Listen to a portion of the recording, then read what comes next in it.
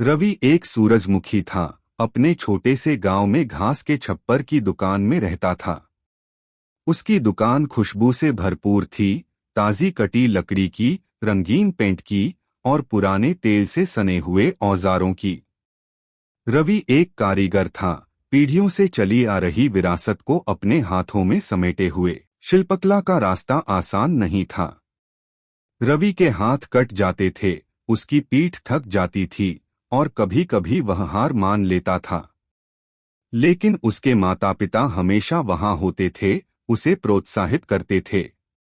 वे उसे सिखाते थे कि लकड़ी का दाना सिर्फ लकड़ी का दाना नहीं है, यह एक छिपा हुआ पक्षी है, एक मजेदार खिलौना है, एक सुंदर कहानी है।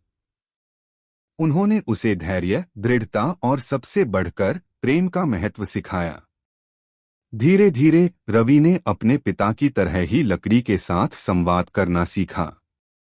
वह उसकी गांठों को महसूस कर सकता था, उसके अनाज को देख सकता था, उसकी आत्मा को सुन सकता था। उसकी उंगलियां अब नृत्य करती थीं, लकड़ी को आकार देती थीं, उसकी कहानियों को जीवन देती थीं।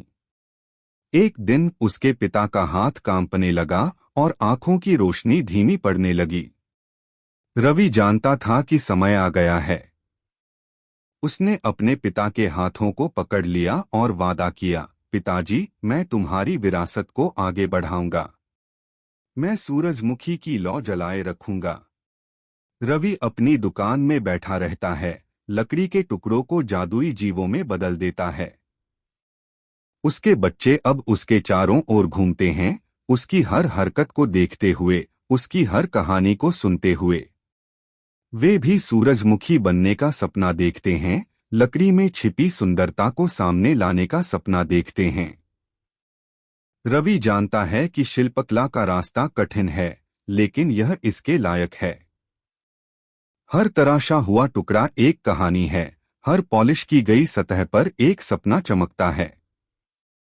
वह जानता है कि सूरजमुखी की विरासत सुरक्षित हाथों में है, अगली पीढ़ी के कलाकारों के हाथों में, जो लकड़ी की आत्मा को गाते रहेंगे।